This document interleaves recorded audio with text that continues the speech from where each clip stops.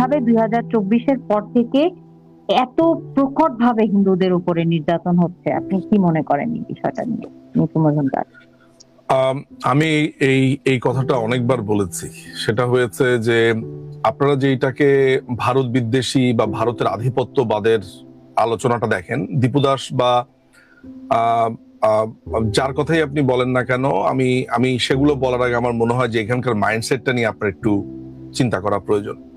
আপনি যে ভারতীয় আধিপত্যবাদের কথা আপনি দেখছেন, বলছেন যে ভারতীয় সাম্রাজ্যবাদ, আধিপত্যবাদ, এগুলো হচ্ছে আহ ব্যাপারটা কেমন? ব্যাপারটা হচ্ছে যে আপনাকে এক ধরনের হাওয়ায় তলোয়ার চালাচ্ছে, আপনি তা বুঝতে পারছেন না।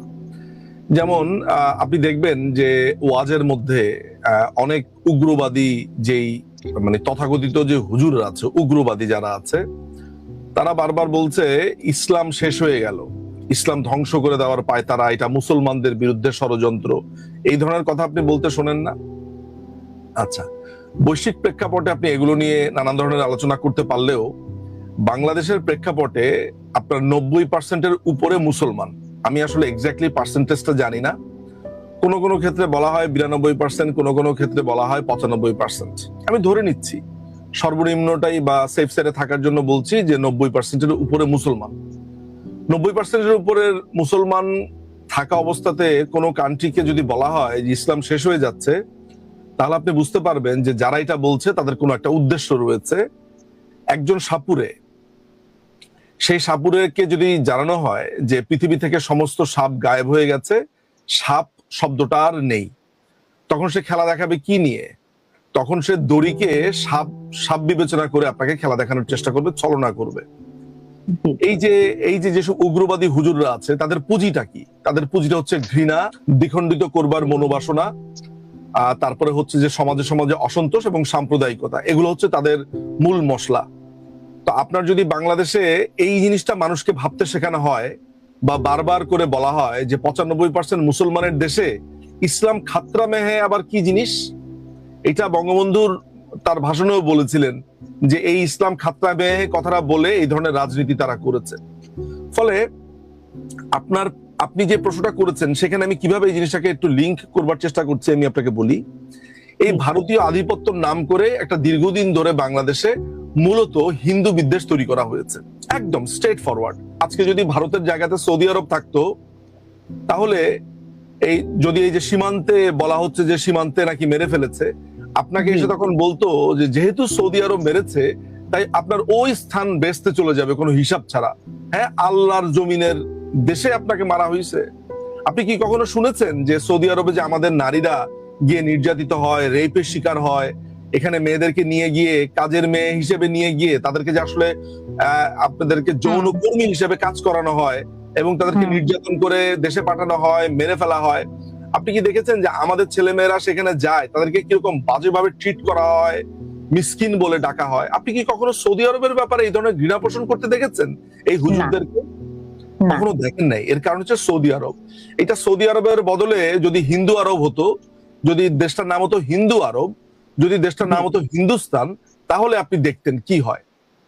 সো আমি আমার অবজারভেশন গত 54 বছর বা 50 বছর বা মুক্তিযুদ্ধের আগের, পার্টিশনের আগের থেকে আমি মোটামুটি এই পুরো ভারতবর্ষকে যেভাবে দেখেছি, এখানকার মানুষজনদেরকে, সেখানে আমার পরিষ্কার ভাবে যেটা আমি বুঝতে পেরেছি সেটা হচ্ছে এটা হিন্দু বিদ্বেষ।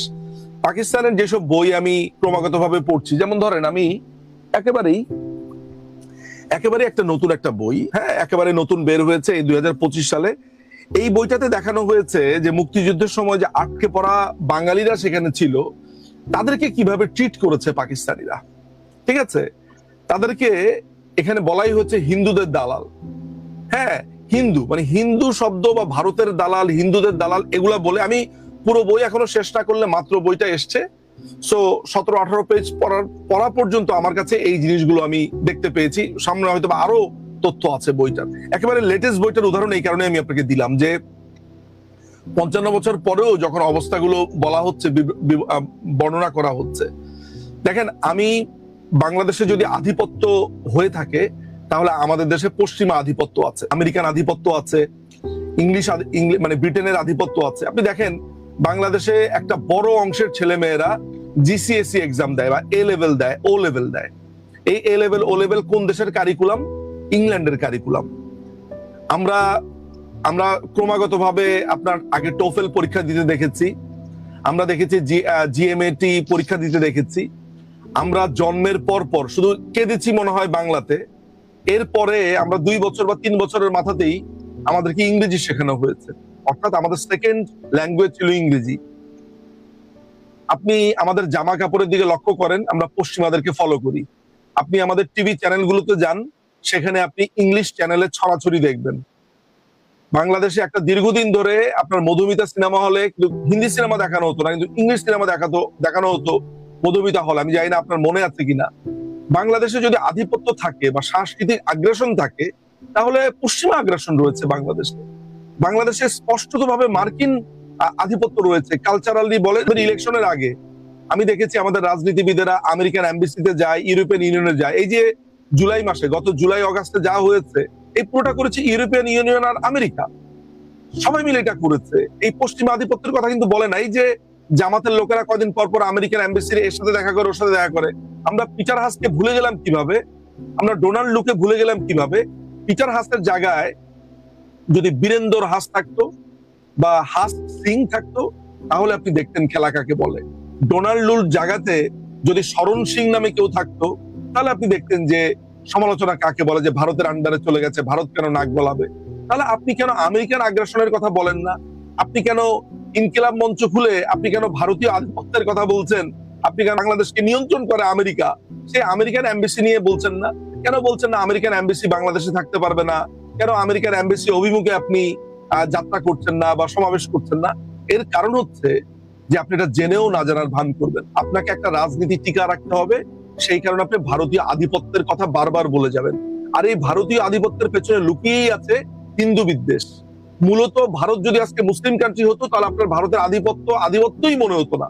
মানে আধিপত্য আসলে নাই, তো আপনাকে এখন জোর করে খুঁজে বের করছেন। ফলে দীপু দাসের যে হত্যাকাণ্ড, বা আপনি আরেকটি হত্যাকাণ্ডের কথা অমৃত মণ্ডলের কথা বলেন, এর আগে আমরা দেখেছি, অমৃত মণ্ডলের আগে আমরা দেখেছি যে সেনাবাহিনী কিভাবে আপনার ওই যে ছেলেটিকে পেটাচ্ছে ক্রমাগত ভাবে, তার চোখ পুরো যায় অবস্থা। তারপরে কিভাবে একই ঘটনা আমরা দেখেছি, যে একই ঘটনা ধর্ম অবমাননার অভিযোগে একটা ছোট একটা বাচ্চাকে, এটা মনে হয় গত বছরের সেপ্টেম্বর অক্টোবরের ঘটনা, তাকে কিভাবে আপনার থানা থেকে নিয়ে পেটানো হলো, পরবর্তী সময় তাকে সিএমএইচ এ ভর্তি করানো হলো। এগুলো তো আমরা উৎস মণ্ডল, ছেলেটার নাম উৎসব মণ্ডল, সেই ছেলেকে আমরা দেখেছি। সো আলটিমেটলি পুরো ব্যাপারটা হয়েছে হিন্দু বিদ্বেষ। অনেকে বলবে যে ভারতে যে মুসলমানদেরকে নির্যাতন করা হয়, তারপরে এই ধরনের কথাবার্তা আপনি প্রায় বলতে শুনবেন। ভারতে যদি এই ধরনের কোনো ঘটনা ঘটে থাকে, ঘটে না যে তা না। ভারতের মানুষ যেরকম সেকুলার, তারাই এটাকে কিভাবে তীব্র প্রতিবাদ করছে, ডিল করছে। কিন্তু আমার কথা হচ্ছে যে ভারতে মুসলমানদের উপরে অত্যাচার হচ্ছে, এইটা আমাদের দেশে হিন্দুকে অত্যাচারের ক্ষেত্রে যুক্তি হিসেবে কিভাবে আসে?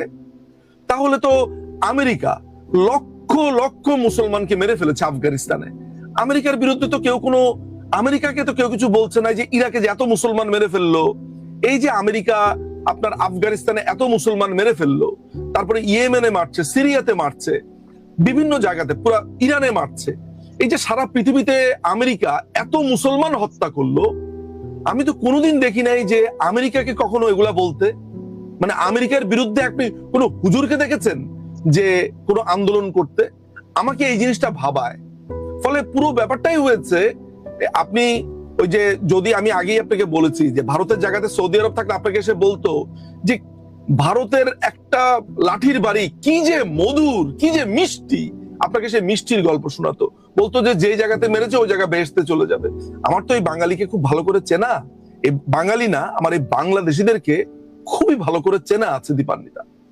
আমি মনে হয় যে একজন ব্যক্তি যে এই বাংলাদেশিদেরকে হারে মজ্জায়, এর রক্তে, পতিতে, রগে রগে আমি চিনি। ফলে আমি আপনাকে, এটা অনেকেই বলবে না আপনাকে, আমি বলছি আপনাকে, বাংলাদেশে ভারত বিদ্বেষ চলছে না, বাংলাদেশে মূলত চলছে হিন্দু বিদ্বেষ। এবং এটাকে কেন্দ্র করে তারা বাংলাদেশের কোনো হিন্দুকে দেখলে সে তাকে ভারতীয় মনে করে মারে, আর কিছুই না। এটা এই হিন্দু বিদ্বেষের যে ক্রোধ, আপনি আমাকে বলেন তো যে এই যে হাদির হত্যাকাণ্ডের পরে আপনার নুরুল কবিরকে পেটানো হলো কেন? নুরুল কবির তো দীর্ঘ সময় ধরে আওয়ামী লীগের বিরুদ্ধে বলে আসছে। প্রথম আলো কথা তো মাননীয় প্রধানমন্ত্রী নিজে সংসদে দাঁড়িয়ে বলেছেন। তাহলে এই যে শোক প্রকাশ করবার বা শোকের কথা বলে মূলত যে তাদের একটা ক্রোধ, যে একটা এটাকে আমরা কি বলি, যে মানে ধরেন এটাকে বলি আমরা পাঞ্চিং ব্যাগ। আমরা পাঞ্চিং ব্যাগ খুঁজছিলাম, তো পাঞ্চিং ব্যাগ কে? পাঞ্চিং ব্যাগ হচ্ছে হিন্দুরা। ফলে এই ওসমান হাদির মৃত্যুকে কেন্দ্র করে ক্ষোভ গিয়ে জমা হয়েছে হিন্দুদের উপরে, অথচ nothing to do with Hindu. So এই ভারতের আধিপত্যের কথা বলাটা মূলত হিন্দুদের বিরুদ্ধে বলা। বাংলাদেশের মানুষ, একটা বড় অংশের মানুষ ভয়ঙ্কর রকমের সাম্প্রদায়িক। এগুলো আমার নিজের চোখে দেখা, এগুলো আমার নিজের বাংলাদেশে হিন্দুদেরকে মালাউন বলে কে? বাংলাদেশের মুসলমানরা মালাউন বলে। আমি বছরের পর বছর এগুলো শুনে এসেছি, দেখেছি। আমি দেখেছি যে কিভাবে বয়স্ক ব্যক্তি, নিরীহ দেখতে, সে হিন্দুদেরকে মালাউন বলে অভিহিত করছে। মালাউন মানে জানেন তো, যে অভিশপ্ত বলে তাকে অভিহিত করছে। সো একটা ভয়ঙ্কর অবস্থা আমি এই দেশে দেখেছি। ইয়েস, এই দেশ, এই পৃথিবী এরকম আধুনিকতার দিকে যাচ্ছে, আর বাংলাদেশ এই এখনো পর্যন্ত 2025-এ এসে যেখানে মঙ্গলে মানুষ গেছে, আইফোন 17 প্রো এসেছে, সেখানে পুড়িয়ে মধ্যযুগের মতো মানুষ মারছে। ফলে এই পুরো ব্যাপারটা, এই উৎসব, এই আপনার এই অমৃত কিংবা হচ্ছে আপনার দীপু দাস, এই পুরো ব্যাপারটা হচ্ছে হিন্দু বিদ্বেষ, nothing to do with India's and staff.